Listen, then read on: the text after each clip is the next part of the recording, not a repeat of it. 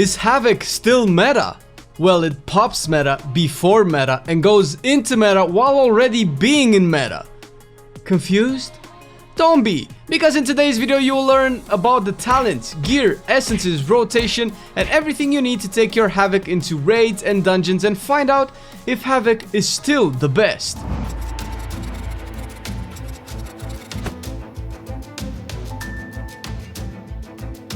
There are mainly two builds running for Havoc. There's a general build that works in every situation, which is the one we will be talking about. There are other options that will change your playstyle, and you would want those later in the game. We might cover them in a separate video in a more detailed manner though. As for what we are interested in now, on the first row you take Blind Fury. It makes your eye beam a beast of a skill and will work nicely into its role as the main source of damage. Is the main option you want for all situations, especially in AoE scenarios. For strict single target, Fell Blade is the alternate option. I would recommend this only on raid bosses such as Blackwater Behemoth, where you will never fight more than one target at a time. Lastly, Demonic Appetite is a niche option that works with the Azurite Trait Eyes of Rage and very high eye level gear. It will also add a few changes to your rotation because it has an RNG component. However, the RNG tends to get smoothed out the more you practice it, but this is for another time. On the second row, you want Immolation Aura. Immolation Aura works best in AoE situations, and as such is best paired with Blind Fury on the first row. Your second option is Demon Blades, and similar to Legion, this starts simming better the more eye level you have, and will only sim better in pure single target scenarios. To start off, however, go with Blind Fury and Immolation Aura options. Third row brings you Trail of Ruin, and to be fair, we're pretty much done with variety unfortunately. Trail of Ruin is the most damage on the row, and it will pair nicely with another talent you will take that will make your Blade Dance the second most damaging ability. Third row is the utility row, in terms of defensives at least. I will recommend you take Nether Walk, since it's essentially the strongest defensive on the row. It's easy to use, you cannot die no matter what, and you can do certain boss mechanics most classes cannot. The whole row, however, is encounter specific, so if you are comfortable with what you will be doing, you can pick whatever works best for you. Remember when I said variety has ended? Scratch that. For the fifth row, you want First Blood, since it's the best option on the row. It works well with Trail of Ruin and completes the Blade Dance's #1 playstyle. In this patch at least, because it makes Blade Dance an actual single target DPS ability. It will still do AoE damage though, so in dungeons you will want to only use it on your priority target. The sixth row is the utility row, and this matters depending on the content you do and who you do it with. All three options are viable and have uses in different situations. Fell Eruption is a single target stun and what I would recommend you take by default. It helps with interrupting spells you cannot kick. Unleashed Power is good for constant AoE stuns and it won't eat your fury, while Master of the Glaive is used in situations where you would like to kite the mobs and help your tank drop things like necrotic stacks. Again, specific with your group and encounter. Last row, there's really only one good option, and that is Demonic. Demonic finalizes the playstyle and shows why Eye Beam is such an important skill to press. You can use the 8-second meta to prolong your actual metamorphosis window as well.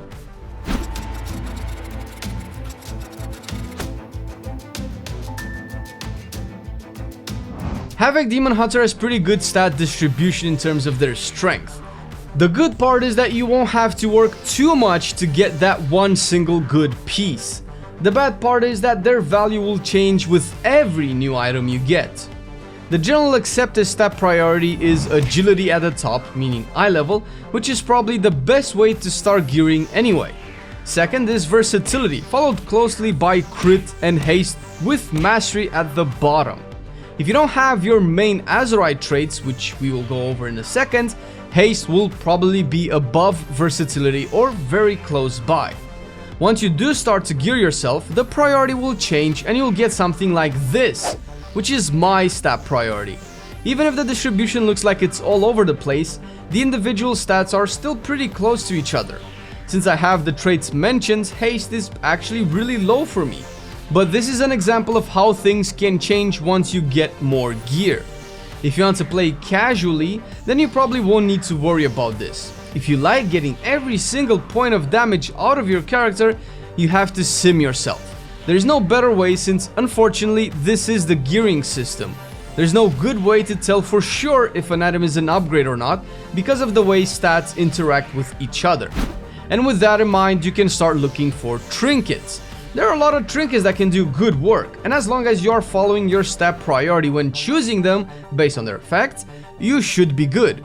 Let's look, however, at a few good ones, which you can find a graph of on websites like herodamage.com and bloodmallet.com. If you look closely, these are 4 of the best Demon Hunter trinkets in the game, and they all perform a bit differently depending on your talent setup.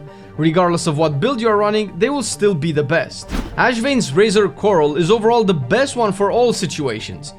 It drops from Lady Lady, I'm your knight in shining armor, Ashvane, and it functions as a crit engine with a 20-second cooldown. Once you activate it, it debuffs the target, giving your attacks a chance to deal extra damage applying a stack. Activated a second time removes the buff and buffs you with crit for every stack consumed. Pair this with a burst window and damage falls out of the sky. Azura's Font of Power drops from the big baddie herself.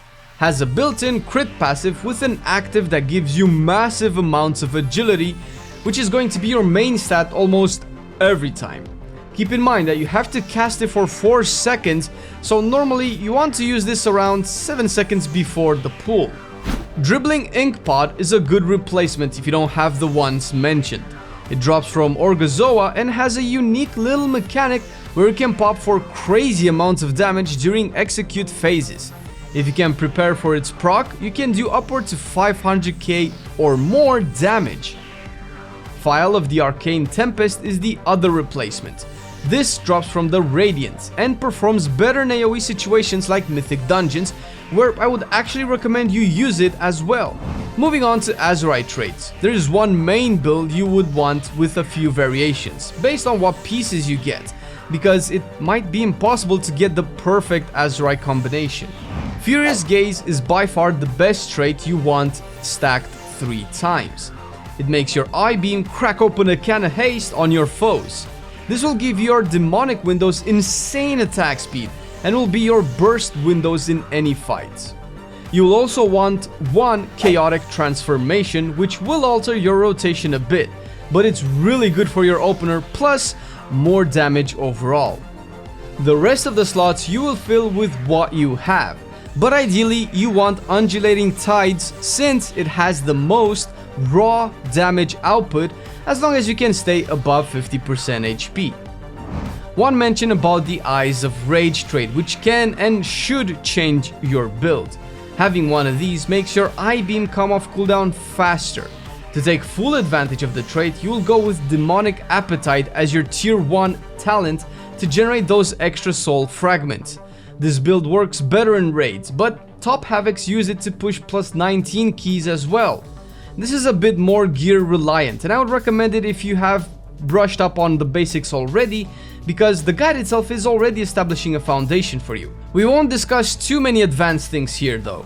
For secondary and tertiary traits, no question asked, overwhelming power for the haste and resounding protection for defense are still the best. For the defensive options though, take what you have, since here you will not have much to choose from. For the first time this expansion, Havoc seems to have some variety and spice added to its options, and although we cannot cover everything in this video, if you want a more in-depth look at the spec, check out our twitch.tv/MarcelianOnline stream. During streams we test and play variations that do not always make it into videos, so how about that follow button, eh? Moving on to essences, I will assume you have them at rank 3, and the reason for that is because each rank for each essence will change what you use, and I would have to show you a list of about 8 combinations or more, which is not very educational and concise. Work towards rank 3s and you should be good with this setup. For raiding you want Condensed Life Force as your major and Crucible of Flame as your minor. For dungeons, you want Essence of the Focusing Iris as your major and Purification Protocol as your minor for the max AoE damage, meaning that you don't have to limit yourself with either of the builds since you can swap them around if you just want to kill dungeon bosses quicker, for instance. There are other options as well, and outside of simming them, use whatever ranks you have for the ones mentioned, or use the ones with the highest ranks that you have already unlocked.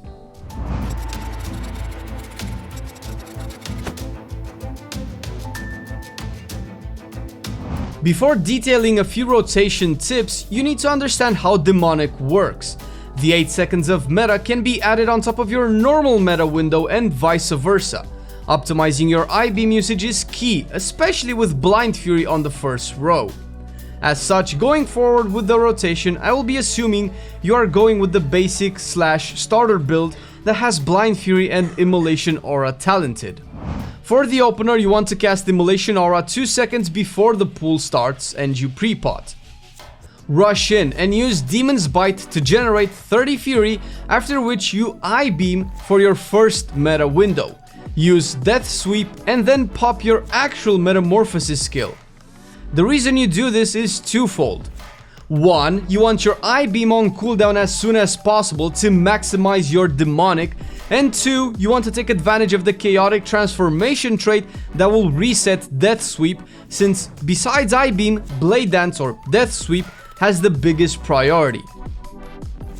When not in your opener and you are mid-fight, the most important skill to press is your meta cooldown.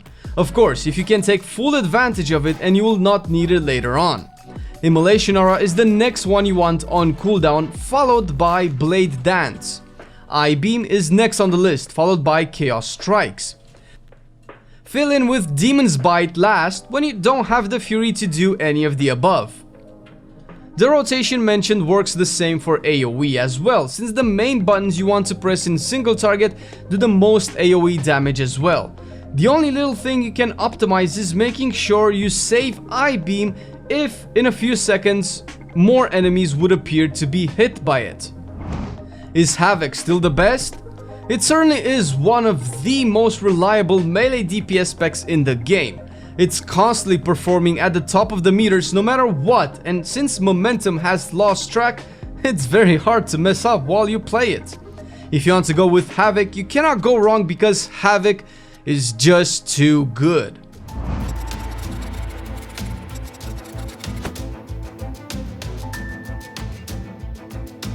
When deciding what consumables to use, always keep in mind what stat is the best for you, if you want to get the most damage out, of course. You should enchant your rings with a Cord of Versatility and fill your sockets with Leviathan's Eye of Agility and Versatile Dark Opal. Versatility will remain a staple good stat pretty much always if you don't want to simulate yourself. For the weapon, get the new Force Multiplier on the main hand, and for your second hand, get the Versatile Navigation. Again, you can change all versatility specific consumables with your main stat equivalent. For alchemy needs, get the Greater Flask of the Currents for the agility boost. Potion of Unbridled Fury is the best one for pure single target boss fights, while the Superior Battle Potion of Agility performs best in AoE and decent in all other scenarios. For the food, of course, you get the Feast, again because agility. And for normal people food, Build Tank will give you the most versatility. If you like straightforward and easy specs to pick up and do great things in dungeons and raids, then check our BM Hunter Guide fully updated for 8.2. We tip our hats to our patrons. Thank you for supporting our content. And if you want to be a part of our Patreon teams with all the little goodies, check the details below the video. Or /roll on your best in slot gear. This tier comes with Marcelian&Online and Warcrafty goodness printed on our official Teespring link. Click it and you'll find t-shirts, tank tops, hoodies and mugs all ready for you with no RNG included. Thanks for watching the video. Stay awesome.